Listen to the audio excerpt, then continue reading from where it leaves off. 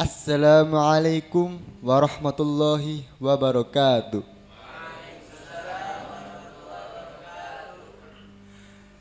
Alhamdulillahi rabbil alamin wa bihi nasta'in ala umuri dunya waddin. Wassalatu wassalam ala sayyidinal mursalin wa ala alihi wa sahbihi ajma'in. Amma ba'd. Alhamdulillah, pada kesempatan hari ini, kali ini, pagi ini, di episode ke-31 kita dapat berkumpul lagi dengan pemirsa yang senantiasa menyaksikan channel kami BIK TV. Semoga para pemirsa dimanapun Anda berada selalu diberkahi oleh Allah Subhanahu wa Ta'ala. Amin. Baiklah, di tengah-tengah kita sekarang sudah ada narasumber kita yang sangat-sangat kita taklimi, yaitu beliau Syekhuna Kiai Haji Lutfi Basori selaku pengasuh pesantren ilmu Al-Quran Singosari Malang. Mata'anallahu bituli hayatihi syarifah. Amin. Langsung saja kita sapa beliau. Assalamualaikum Pak Kiai. Waalaikumsalam warahmatullahi wabarakatuh. Sehat ya Pak Kiai hari ini? Sehat, alhamdulillah, berkat doa kalian. Terima kasih. Alhamdulillah, senang sekali mendengar Pak Kiai sehat. Tentunya dengan padatnya jadwal Pak Kiai dalam berdakwah. Semoga Pak Kiai selalu diberi kesehatan, dipanjangkan umurnya, dilancarkan rezekinya, Amin. dan tetap semangat dalam membimbing kita semua. Amin, amin. Pak Kiai, saya ingin bertanya. Setiap muslim pastilah ingin wafat dalam keadaan husnul khotimah. Yang saya tanyakan, apakah wafat dalam keadaan husnul khotimah dijamin masuk surga? Pertanyaannya, apakah orang yang matinya husnul khotimah itu dijamin masuk surga, begitu ya? Ya. Pertama, orang yang husnul khotimah itu pasti orang muslim, mukmin. Kalau orang kafir nggak ada namanya husnul khotimah. Yang kedua, setiap orang muslim itu pasti masuk surga. Artinya setiap orang muslim yaitu saat meninggalnya tidak pindah agama. Jadi mati dalam keadaan Islam itu pasti masuk surga. Tapi seorang muslim yang berbuat maksiat dan dosanya itu lebih besar atau lebih berat timbangannya dibanding dengan pahalanya, maka dia akan masuk neraka terlebih dahulu. Setelah itu barulah suatu saat setelah mendapatkan balasannya gitu ya atas kemungkaran yang dia lakukan, suatu saat dia pasti akan masuk surga karena keislamannya. Itu kedua ya. Sedangkan yang ketiga, istilah dari husnul khotimah itu adalah mati yang terbaik, dan itulah yang diharapkan oleh setiap umat Islam. Artinya mohon kepada Allah dengan berkat mati husnul khotimah itu ada jaminan masuk surga tanpa melewati proses neraka. Jadi namanya istilah husnul khotimah dengan dijamin masuk surga itu sama sebenarnya.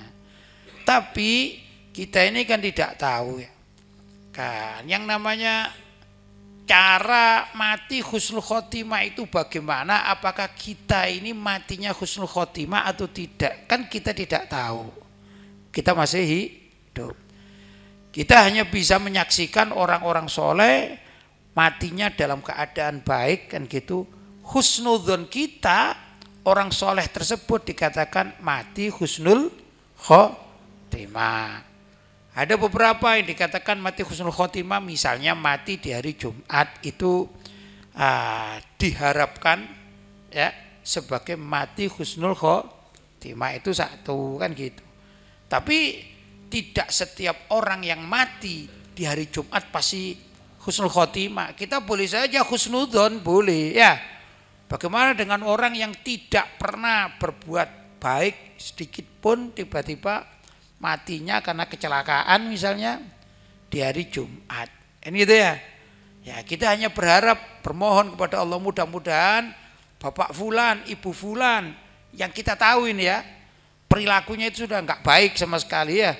Nah, tapi matinya hari Jumat, maka kita boleh berharap mudah-mudahan Pak Fulan, Bu Fulan ini mati dalam keadaan husnul khotimah. Maksudnya dosa-dosanya itu diampuni oleh Allah Subhanahu wa ta'ala. Begitu ya.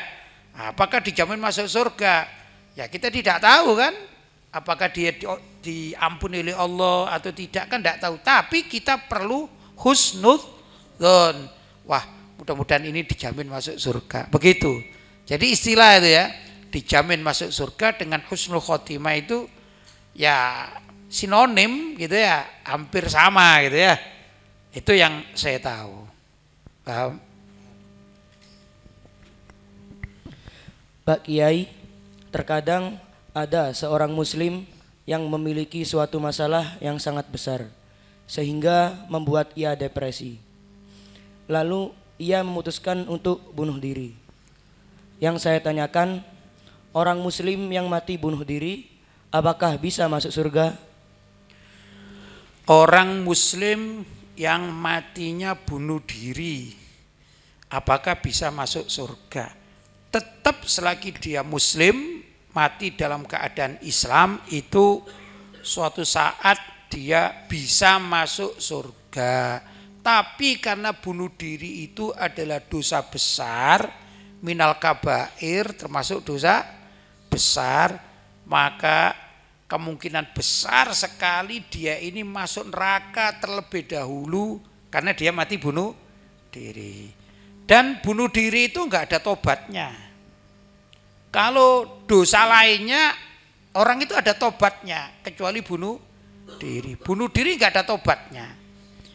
Namun orang yang bunuh diri yang sudah dimasukkan neraka, suatu saat ya, dia itu akan masuk surga. Kenapa? Karena keislamannya.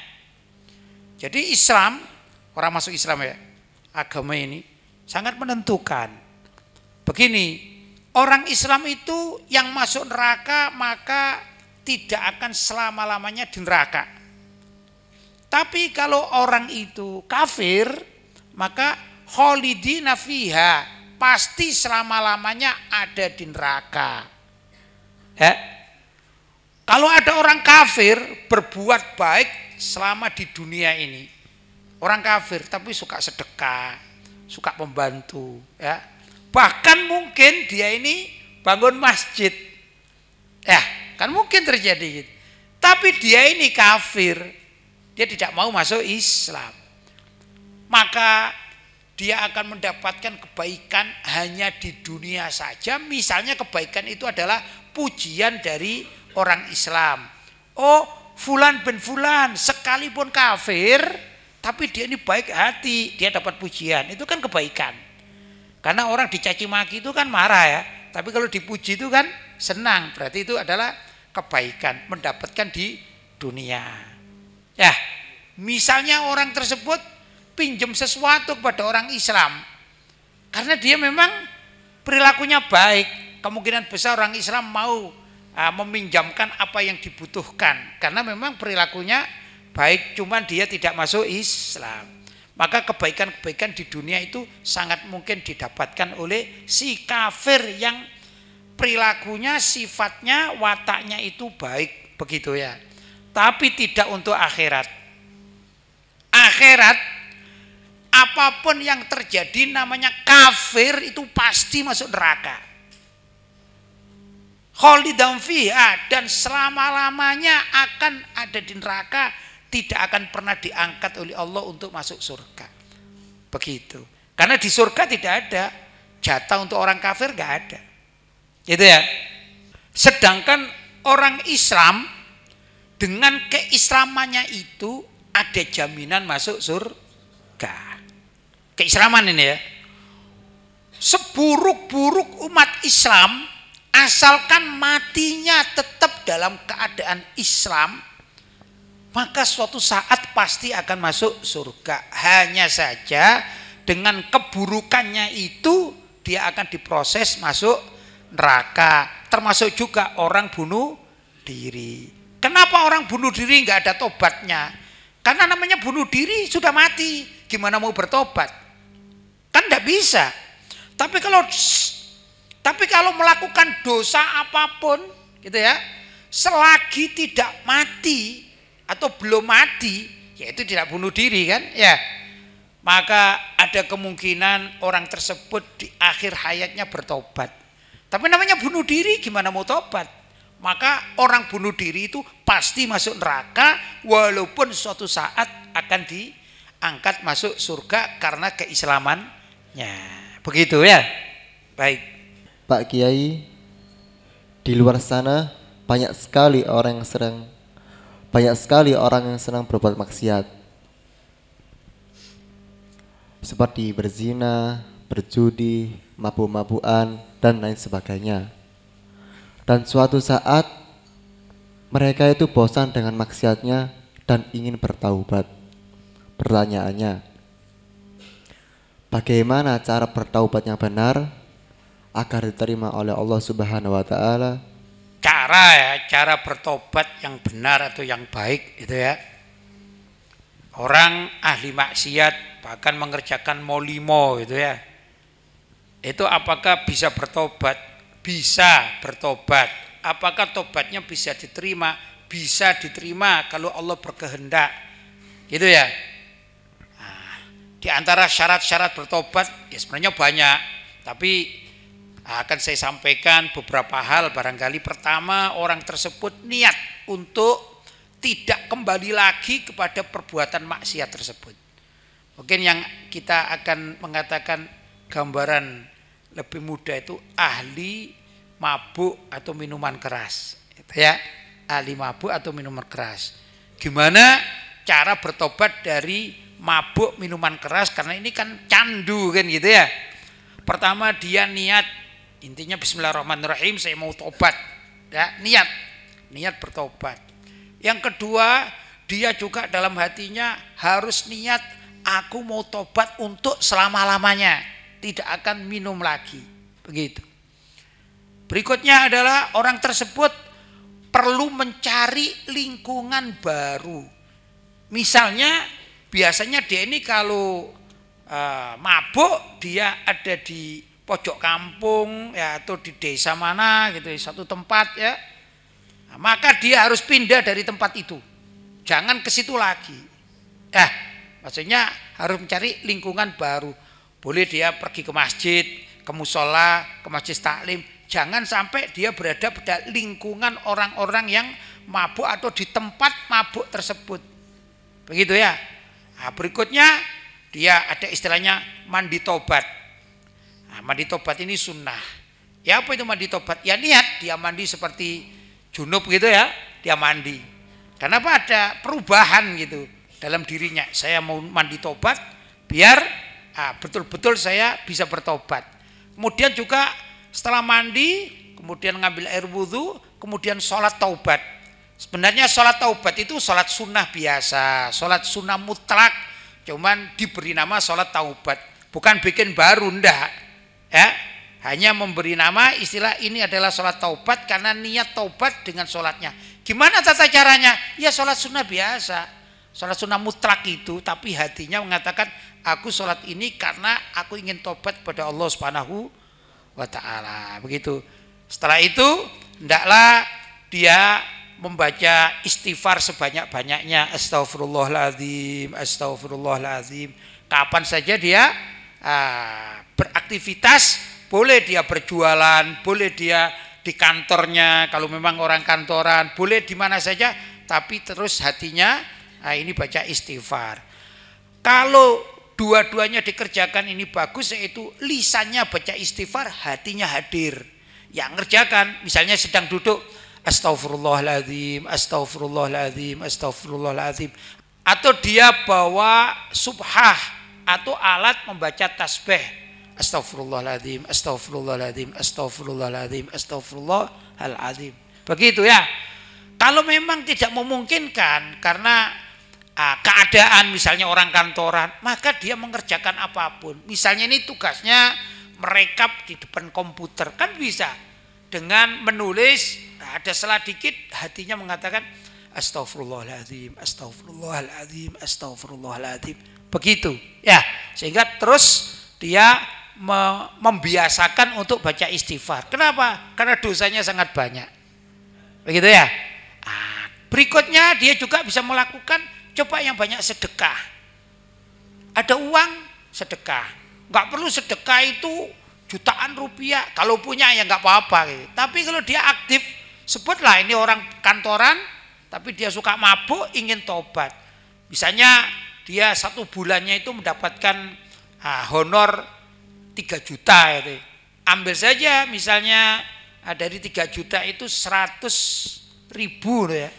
Atau mungkin lebih mudah dikatakan 120.000. Nah itu kalau dalam 1 tahun dibagikan 10 ribuan. Setiap hari dia bersedekah. Mau dikasihkan fukoro boleh. Ya, mau dikasihkan di masjid boleh.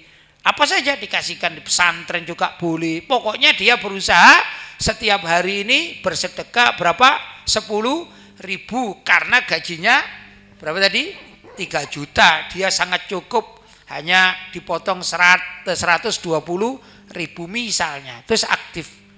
Nah, itu termasuk juga yang menyebabkan orang tersebut akan diampuni oleh Allah Subhanahu wa Ta'ala. Ada juga termasuk dia ini hendaklah senang berkumpul dengan orang-orang soleh, orang-orang yang alim, mengaji, entah itu mengaji di masjid taklim, ya, atau dia hadir di pengajian yang ada di masjid rutinan. Pokoknya dia lingkungannya harus berubah dari lingkungan maksiat menuju lingkungan yang perkumpulan ahli ibadah, begitu ya.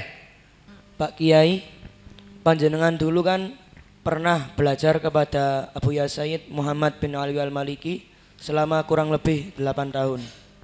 Yang saya tanyakan, thariqah apakah yang diajarkan oleh Abu Ya Sayyid Muhammad bin Ali Al-Maliki kepada murid-muridnya?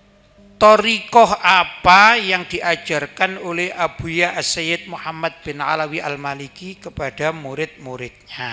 Ya. Thariqah mungkin yang dimaksudkan apakah Naqsyabandi, apakah Tijani, apakah begitu ya, dan lain sebagainya. Yang saya tahu Abu Ya Sayyid Muhammad bin Alawi Al-Maliki itu beliau mempunyai sanad kepada semua torekot mu'tabaroh, begitu ya. Apa itu punya sanad kepada torekoh mu'tabaroh, ya. Nah, seperti tadi saya sebutkan Naqsyabandi, Tijani, Idrisi dan lain sebagainya. Tapi kami dulu tidak diajak oleh Abu Ya Maliki untuk mengamalkan toreko-toreko yang ada itu, ya. Selain kita diajari untuk zikir-zikir, baca wirid, hizib-hizib, itu ya, yang oleh beliau dipilihkan bagi kita, termasuk juga toreko alawiyah, maksudnya yang biasa dibaca seperti wirdul latif, terus rotibul haddad, rotib al-attos, seperti itu juga. Ada waktu-waktu dalam setiap setelah sholat fardu, subuh, zuhur, asar, maghrib, isya, itu ada rotib-rotib atau hizib-hizib yang diajarkan oleh Abu Ya Sayyid Muhammad bin Alawi Al-Maliki untuk kita baca. Begitu, kita baca. Sama dengan di pesantren sini kan membaca beberapa rotib-rotib itu kan ya. Ada sebagian yang saya ijazahkan di sini, ada sebagian yang dari ayahanda Ki Basori Alawi. Termasuk Wirdus Sakron itu saya ajarkan kepada santri-santri pesantren Al-Quran itu karena saya mendapatkan ijazah dari Abu Ya Sayyid Muhammad bin Alawi Al-Maliki. Rotibul Atos juga saya mengajarkan di sini dulu. Saya sanadnya dari saya, dari Abuya Said Muhammad bin Alwi Al-Maliki dan beberapa. Nah, tapi untuk keseharian kami menganggap, ini kesepakatan kami, maksudnya para alumni itu mengatakan apa sih thoriqoh yang diajarkan oleh Abuya Said Muhammad bin Alwi Al-Maliki. Maka dalam pertemuan-pertemuan kita ini sering mengatakan thoriqohnya adalah ad-dakwah wat tarbiyah wat ta'lim. Itu thoriqoh yang diajarkan oleh Abuya dan diamalkan oleh mayoritas alumni Abuya Said Muhammad bin Alwi Al-Maliki. Jadi alumni Abuya Said Muhammad bin Alwi Al-Maliki itu tidak semuanya mengikuti mengamalkan salah satu dari thoriqoh mu'tabaroh seperti At-Tijani atau Naksabandi dan lain sebagainya. Tidak begitu. Walaupun ada yang mengamalkan, yang ikut menjadi bahkan menjadi mursyid thoriqoh, ada. Yang saya kenal namanya mursyid thoriqoh At-Tijani itu ada Syekh Soleh bin Ahmad Basalamah. Nah itu ya, kawan kami itu menjadi mursyid thoriqoh At-Tijani yang saya tahu. Yang lainnya ya tentu banyak, tapi saya tidak hafal satu per satu.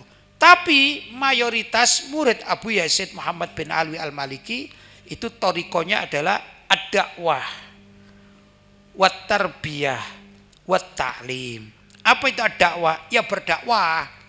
Berdakwah boleh dengan lisan, ya, boleh dengan tulisan, ya, boleh dengan mengajarkan kitab-kitab di pesantren yang ada istilahnya namanya kiai bangku gitu ya. Istilahnya ini kiai bangku adalah kiai yang mengajarkan kitab di bangku, kemudian sini murid-muridnya, dia tidak berdakwah di mimbar-mimbar.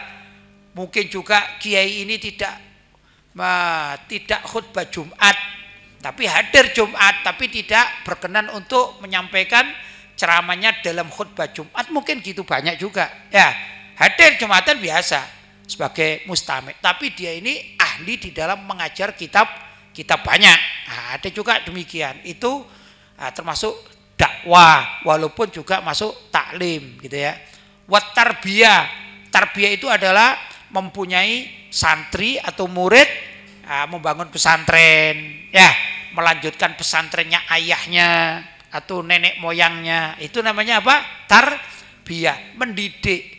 Mendidik belum tentu mengajar. Mendidik itu mengawasi, mengarahkan, memimpin. Itu namanya mendidik. Ya, nah, itu tarbiyah namanya. Wa ta'lim yaitu mengajar. Mengajar kitab ini, kitab itu. Kitab tidak harus besar-besar. Ya ada juga tentu yang mengajar kitab-kitab besar banyak.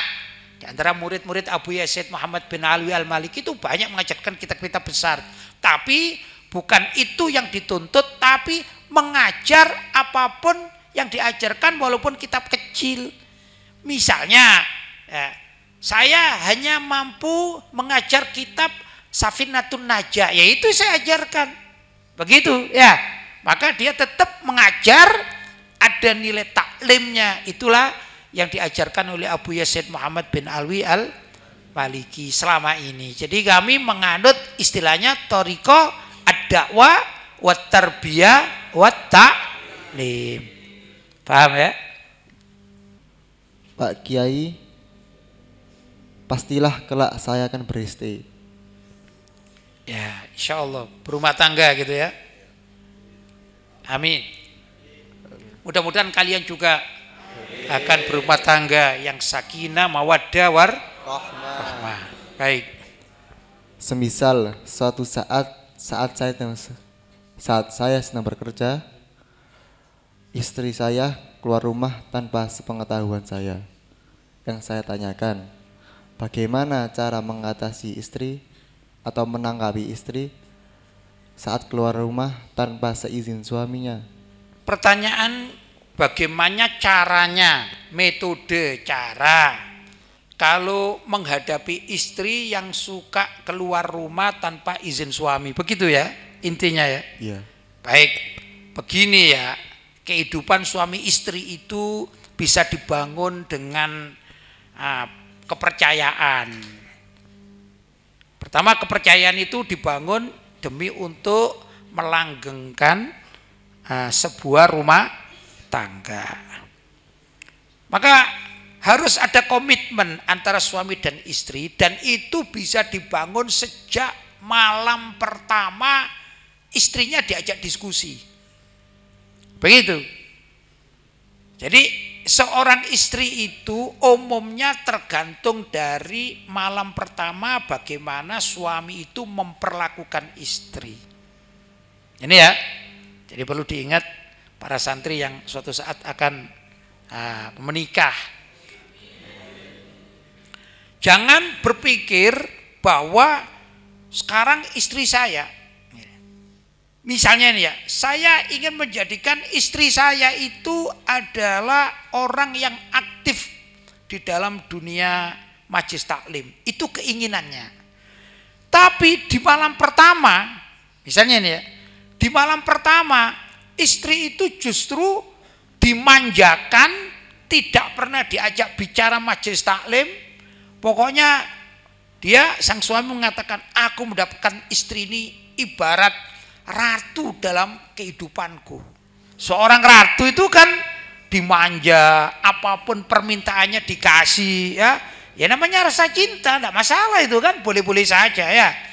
Misalnya sang istri itu ingin mempunyai cincin yang harganya 5 juta misalnya. Ini suaminya berada punya. Bukan lagi dibelikan cincin yang harganya 5 juta. Justru setiap permintaannya itu dilebihkan. Dibelikan cincin yang harganya 10 juta misalnya. Ya, istrinya kepingin, bang, aku ingin es krim bang. Itu ya.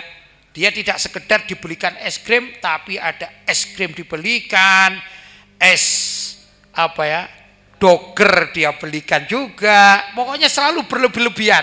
Sejak dari awal menikah langsung apapun yang diminta diberikan dan berlebih-lebihan. Maka istri tersebut akan selama-lamanya sampai akhir hayat ya begitu. Dia memperlakukan dirinya sebagai seorang ratu ya. Karena dia mengatakan si suami aku adalah raja, engkau adalah ratu. Ya sudah. Dia suruh kerja, nggak mungkin. Aku masak ya. Nah, kemudian suaminya bilang, kamu masak ya? Istrinya bilang, aku ratu, nggak mungkin masak. Masak itu pembantu misalnya. Maka selamanya itu. Karena apa? Di awal malam pertama si suami tidak mengajari sesuatu yang baik. Begitu. Tapi kalau malam pertama diajak diskusi. Ya, diajak diskusi. Dek, begini dek, misalnya, aku ini seneng ya kalau istriku itu ahli majelis taklim. Dan kebetulan besok di sebelah rumah itu ada pengajian. Ayo dek, nah, nanti kita lihat kalau memang di situ majelis taklimnya ibu-ibu, maka kamu yang hadir. Kalau majelis taklimnya bapak-bapak, aku yang hadir. Ya maksudnya hadir. Ini kan kita tidak bicara seorang ustadz, tapi kita bicara sebagai seorang muslim. Ya enggak? Maka insya Allah sang istri tersebut akan selama-lamanya sampai akhir hayat dia senang majelis taklim. Kalau istri itu dari awal pertama diajak hidup sederhana, walaupun suaminya punya uang miliaran, tapi istri misalnya minta bukan pelit, ya suami tidak pelit, tapi sederhana. Misalnya gini, dek kita makan ya apa yang bisa sukamu apa gitu ya. Sukanya adik apa? Misalnya adiknya bilang saya senang soto, tapi sotonya yang istimewa. Kita belikan soto, makan soto misalnya ini ya. Sedangkan soto harganya berapa? Maksimal 20.000. Kan gitu kan ya? Atau mungkin ada yang leks ya 35.000 barangkali. Nah, sedangkan uang suami ini masih ada tersisa 100 juta misalnya. Maka dia bilang sama istrinya, dek, alhamdulillah hari ini kita makan karena ini harganya 35.000, karena ini satu porsinya 35.000, kita makan, aku beli dan engkau beli. Ini sisa uangnya, ada kepingin, kan banyak, aku kepingin menyumbang masjid dengan 1 juta. Nah ini tak ambilkan dari uangku. Sudah, istrinya diajak untuk datang ke masjid. Suami tersebut memasukkan uang 1 juta kemana? Ke kotak kas masjid. Istrinya tahu. Maka selama-lamanya kalau istrinya itu setuju, seneng, tidak protes, ini akan selama-lamanya suami bisa membimbing istri semacam itu. Oh, istriku akan menjadi ahli sedekah. Jadi tergantung ya. Nah, demikian juga masalah perizinan. Sebaiknya suami itu memberikan batasan yang jelas. Begitu, Dek, kalau aku sedang di kantor, misalnya, kamu jangan keluar, kecuali apa? Dalam keadaan darurat, ya, begitu. Karena tatkala suami di kantor, istri ada di rumah, mungkin istri itu punya masalah. Contoh misalnya dia punya anak, anaknya jatuh, menunggu suaminya di kantor masih lama, anaknya ini dalam keadaan darurat, kalau nggak diapa-apakan bahaya, bahkan bisa mati misalnya. Apakah istri harus menunggu kedatangan suami dari kantor? Enggak. Kalau misalnya dia bisa mengambil atau mengatasi sendiri, kebetulan di depan seberang sana itu ada dokter, ya, maka istri diizinkan, Dek, kalau dalam keadaan darurat seperti menangani anak yang sakit, enggak apa-apa, kamu tak izinkan untuk pergi ke dokter. Begitu mestinya. Tapi istri yang baik, apalagi zaman sekarang ini ya, ada WhatsApp kan gitu ya, ada telepon zaman sekarang.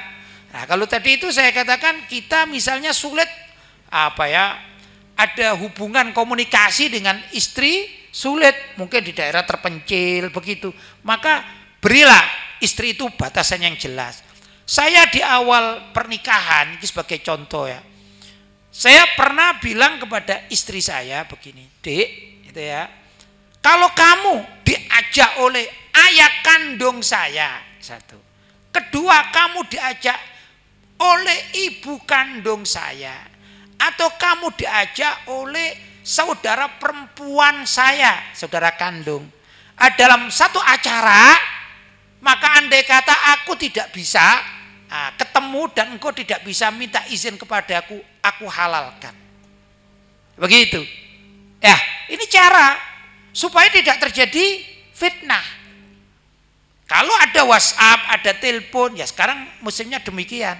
Kalau zaman dulu kan tidak begitu, sulit kadang-kadang. Ya. Maka tatkala misalnya saya pulang, istri saya nggak ada, begitu pulang saya tanya, kamu tadi keluar sama siapa? Maka iya, saya diajak Abah. Oh iya, alhamdulillah. Oh iya, saya diminta tolong oleh ibu ngantarkan kemana gitu, mendampingi. Ya tidak masalah. Oh tadi saya diajak oleh kakak perempuan ya, Fulana. Oh iya, tidak apa-apa. Demikian kita jelas, batasan kita ini jelas. Ya, semestinya begitu orang laki-laki yang bijaksana itu. Jangan kemudian minta menangnya sendiri seorang laki-laki. Ini menikah bukan untuk kalah dan menang, untuk menapaki hidup kalau bisa dunia sampai akhirat. Orang laki-laki juga banyak kok kesalahan. Nah, orang laki-laki bagaimana? Memang kita tidak diperintahkan untuk selalu izin kepada istri, tidak. Tapi pemberitahuan itu jauh lebih baik daripada kita asal-asalan. Ya, Dek, nanti aku habis dari kantor, ini ada proyek baru, jadi aku pulangnya agak malam. Mestinya begitu.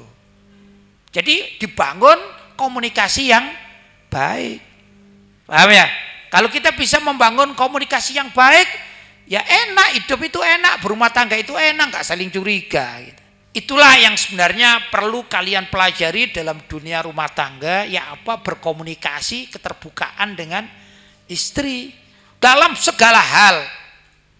Sakit pun misalnya sakit, mohon maaf ya, kita punya sakit sebut aja gatal gitu ya, di daerah yang tertutup. Mohon maaf misalnya, mohon maaf di pantat misalnya ya, mohon maaf ya. Nah, gitu beritahu kepada istrinya, Dek ini sakit, Dek. Kan istrinya nggak apa-apa. Ini sakit kenapa ya? Biar dilihat, oh ternyata luka. Begitu, nggak perlu malu. Wah itu kan wanita, lah aku kan laki-laki, kan malu dong dilihat wanita. Lah wanita itu istrimu kok. Jangan malu kan gitu ya. Jadi Istri pun kalau misalnya mohon maaf sama mengalami luka yang sama, maka suaminya diminta tolong, "Bang, ini kenapa Bang ya kok sakit?" Dilihat, "Oh ya, memang ada luka." Nah, begitu. Maksudnya sampai sekecil itu pun kalau bisa dikomunikasikan itu pasti akan menjadi hal yang baik. Jelas ya? Baik.